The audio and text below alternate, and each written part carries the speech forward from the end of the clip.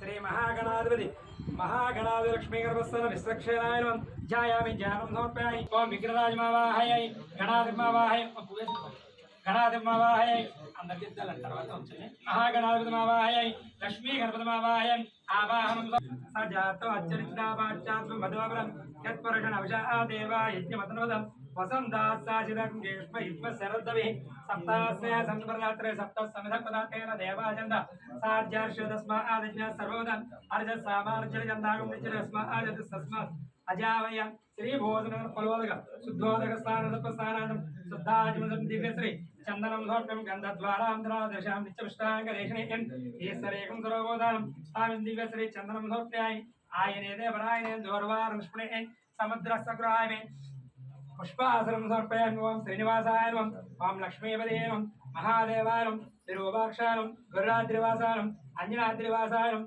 महादेवाय नमः शेषाद्रिवासाय नमः. అందరికీ నమస్కారం అండి. ఇప్పుడు తిరుపతి లడ్డు కల్తీ విషయంలో మనం పవన్ కళ్యాణ్ గారికి మద్దతుగా ఇక్కడ మా స్వయంభూ దేవాలయం అనే 200 సంవత్సరాల చరిత్ర ఉన్న శ్రీ వెంకటేశ్వర స్వామి ఆలయంలో సంప్రోక్షణ కార్యక్రమం నిర్వహించడం జరిగింది. దానికి విచ్చేసిన మా గ్రామ కమిటీ జనసేన నాయకులకి, మా మండల అధ్యక్షులకి, ఎంపీటీసీలకి, ఎక్స్ ఎంపీటీసీలకి, అలాగే గ్రామ కమిటీ అధ్యక్షులు అందరికీ వచ్చినందుకు ప్రత్యేక ధన్యవాదాలండి. ఈ కార్యక్రమం ఇంత విజయవంతం చేశారంటే నిజంగా వర్షంలో కూడా వర్షాన్ని పక్కన పెట్టి ఈ కార్యక్రమంలో పాల్గొన్నారు. ఏంటంటే ఇప్పుడు మనకి కలియుగ వెంకటేశ్వర స్వామి మనకొక్కరికే కాదు ప్రపంచవ్యాప్తంగా కూడా ప్రసిద్ధి చెందిన దేవుడు ఆయన.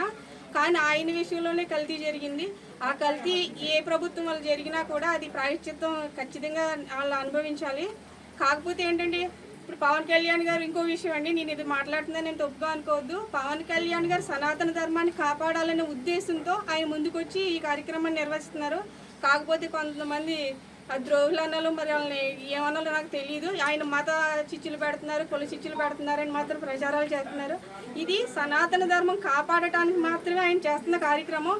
ఆయనకు తోడుగా మద్దతుగా మేమందరం ఆయన వెనక నడాలనే సదుద్దేశంతో ఈ కార్యక్రమాన్ని ఇక్కడ నిర్వహించామండి. ఈ కార్యక్రమం ఇక్కడ నిర్వహించిన మా నాయకులకి, మా పెద్దలందరికీ ధన్యవాదాలు.